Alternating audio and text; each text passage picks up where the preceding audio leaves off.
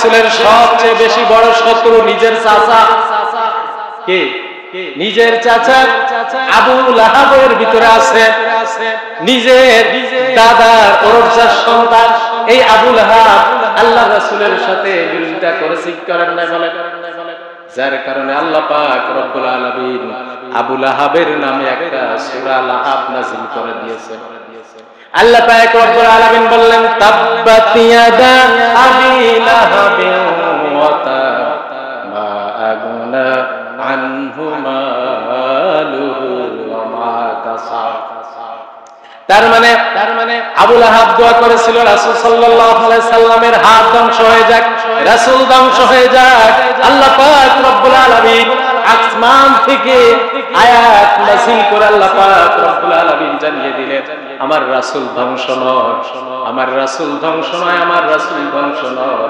আবু লাহাব সহ আবু লাহাবের স্ত্রী সহ তারাই ধ্বংস হয়ে যাবে। জোরে বলেন সুবহানাল্লাহ। শুধু তাই না, আবু লাহাবের ধন সম্পদ কোনো কাজে আসবে না। আল্লাহ পাক রব্বুল আলামিন এই বলে আয়াত নাযিল করলেন সূরাতুল লাহাব।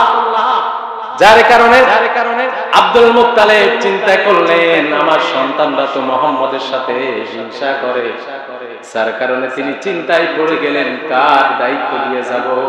বালক মুহাম্মদকে বুকের সাথে আগলে রাখতে পারবে, ভালোবাসা দিয়ে কে রাখতে পারবে, কার দায়িত্ব দেওয়া যায়? 9 জন সন্তানের ভিতরে সার্চ করলেন, খুঁজলেন, খোঁজার পরে একজন সন্তান পেলেন, তার নাম হলো আবু তালেব। নাম কি বলেন? আবু তালেব। আবু তালেবকে ডাক দিলেন, ও আমার বাবা শোনো, এই সন্তানটি যখন মায়ের গর্ভে ছিল বাবাকে হারিয়েছে, 6 বছর বয়সে মাকে হারিয়েছে। আমি ভালোবাসা প্রেম দিয়ে তাকে বড় করেছিলাম, ওকে আগলে রেখেছিলাম। আমার সন্তানরা হিংসা করত, আমার সন্তানরা সুযোগ পেলে তাকে আঘাত করত, হত্যা করে ফেলতো, কিন্তু আমি এমন ভাবে তাকে আগলে রেখেছিলাম যে আমি আঘাত করতে দেই না। আমি এখন চলে যাব পৃথিবী ছেড়ে, এই সন্তানের দায়িত্ব আমি তোমার উপরে দিতে চাই। তুমি একমাত্র আমার পছন্দ নিয়ে যে তুমি মুহাম্মদকে ঠিক মতো হেফাজত করতে পারবে। আব্দুল মুত্তালিব যখন ডাক দিলেন, আবু তালেব বললেন, জি অবশ্যই পারব। বিশ্বনবী হযরত মুহাম্মদ মুস্তাফা সাল্লাল্লাহু আলাইহি ওয়াসাল্লাম কে আবু তালেব দায়িত্ব নিলেন। দায়িত্ব নিয়ে বললেন, হ্যাঁ কোনো সমস্যা নাই, বুকে ভালোবাসা দিয়ে আগলে রাখ। ইন্না আরসালনাকা শাহিদাও ওয়া মুবাশশিরাও ওয়া নাযীরা।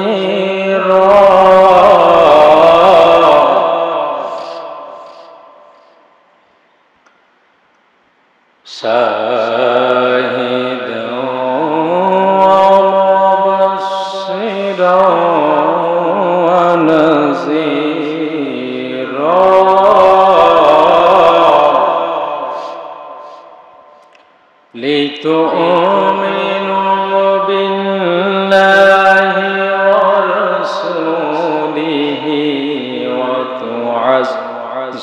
وتعزروه وتوقفوه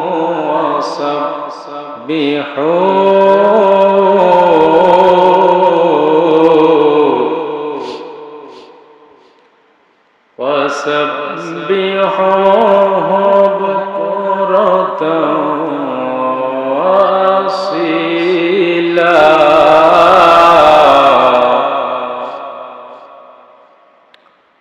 بكرة وأصيلا. وقال رسول الله صلى الله عليه وسلم لا يؤمن أحدكم حتى أكون أحب إليه من والده وولده والناس أجمعين. নবী করিম সাল্লাল্লাহু আলাইহি সাল্লামকে গাছে চিনতো, কিসে? গাছে চিনতো। যেই নবী করিম সাল্লাল্লাহু আলাইহি সাল্লামকে পাথরে চিনতো, যেই নবী করিম সাল্লাল্লাহু আলাইহি সাল্লামকে আকাশের চাঁদে চিনেছে, এবং এমনকি আকাশের মেঘে পর্যন্ত যেই নবী করিম সাল্লাল্লাহু আলাইহি সাল্লামকে যা সম্মানার্থে, যাকে চেনার পরে যার মহব্বত সুবিধার্থে আকাশের মেঘ পর্যন্ত তিনাকে ছায়া দান করেছে। সুবহানাল্লাহ। তিনি যেদিকে চলতেন, যেখানে বসতেন, সেখানে আসমানের মেঘ এসে দাঁড়িয়ে যায়। তিনি বসছেন, মেঘটা সেখানে দাঁড়িয়ে আছে, তার উপরে ছায়া দান করে।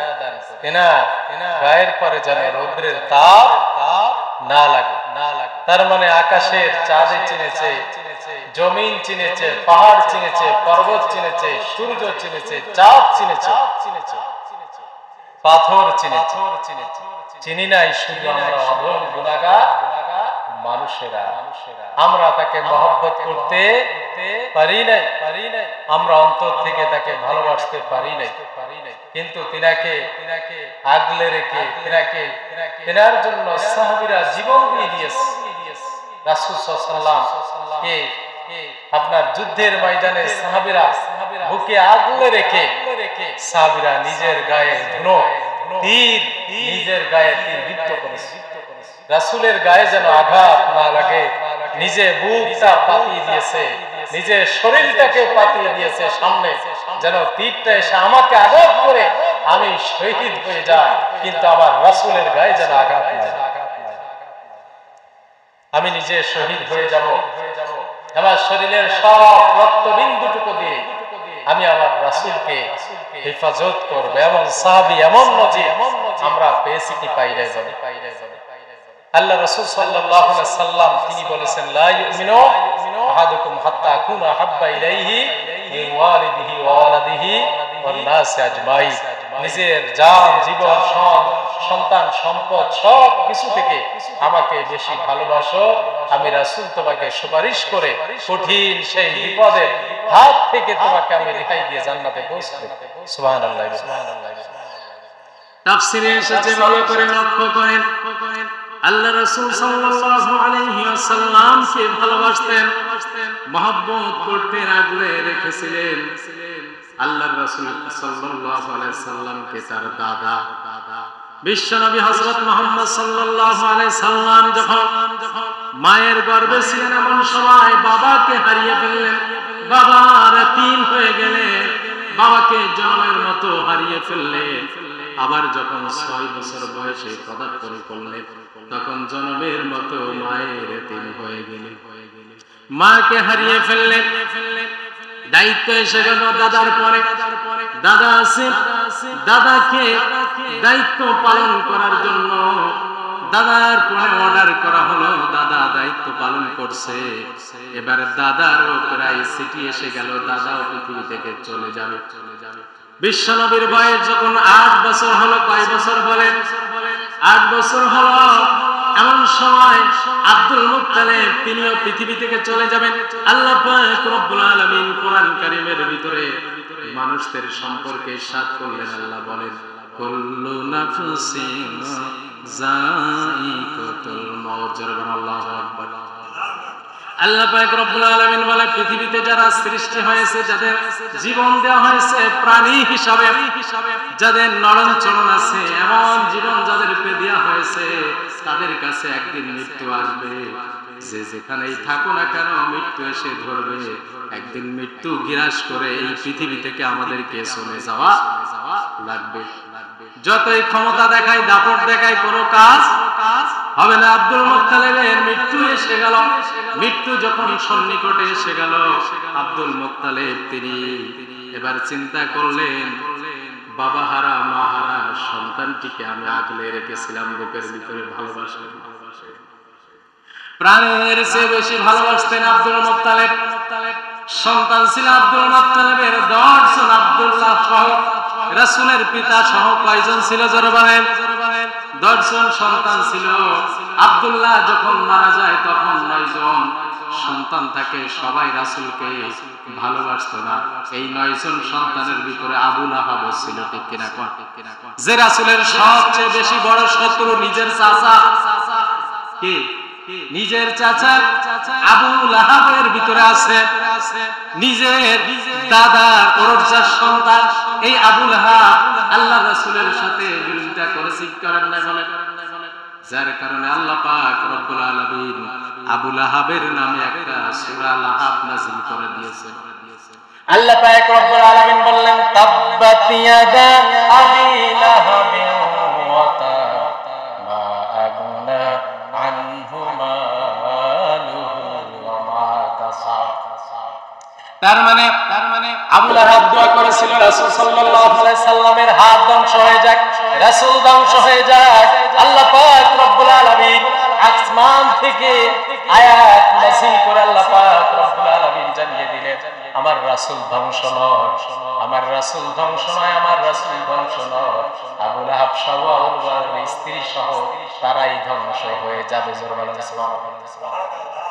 শুধু তাই না, আবু লাহাবের ধন সম্পদ কোনো কাজে আসবে না। আল্লাহ পাক রব্বুল আলামিন এই বলে আয়াত নাযিল করলেন সূরাতুল লাহাব। যার কারণে আব্দুল মুত্তালিব চিন্তা করলেন আমার সন্তানরা তো মুহাম্মদের সাথে হিংসা করে, যার কারণে তিনি চিন্তায় পড়ে গেলেন কার দায়িত্ব দিয়ে যাব। বালক মুহাম্মদকে বুকের সাথে আগলে রাখতে পারবে, ভালোবাসা দিয়ে কে রাখতে পারবে, কার দায়িত্ব দেওয়া যায়। 9 জন সন্তানের ভিতরে সার্চ করলেন, খুঁজলেন, খোঁজার পরে একজন সন্তান পেলেন, তার নাম হলো আবু তালেব। নাম কি বলেন? আবু তালেব। আবু তালেবকে ডাক দিলেন, ও আমার বাবা শোনো, এই সন্তানটি যখন মায়ের গর্ভে ছিল বাবাকে হারিয়েছে, 6 বছর বয়সে মাকে হারিয়েছে।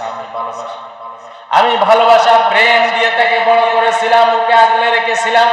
আমার সন্তানরা হিংসা করত, আমার সন্তানরা সুযোগ পেলে তাকে আঘাত করত, হত্যা করে ফেলত, কিন্তু আমি এমন ভাবে তাকে আগলে রেখেছিলাম যে আমি আঘাত করতে দেই না।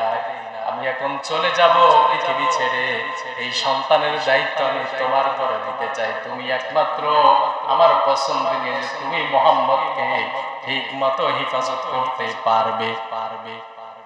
আব্দুল মুত্তালিব যখন ডাক দিলেন, আবু তালেব বললেন জি অবশ্যই পারব। বিশ্বনবী হযরত মুহাম্মদ মুস্তাফা সাল্লাল্লাহু আলাইহি ওয়াসাল্লামকে আবু তালেব দায়িত্ব নিলেন, দায়িত্ব নিয়ে বললেন হ্যাঁ কোনো সমস্যা নাই, বুকে ভালোবাসা দিয়ে আগলে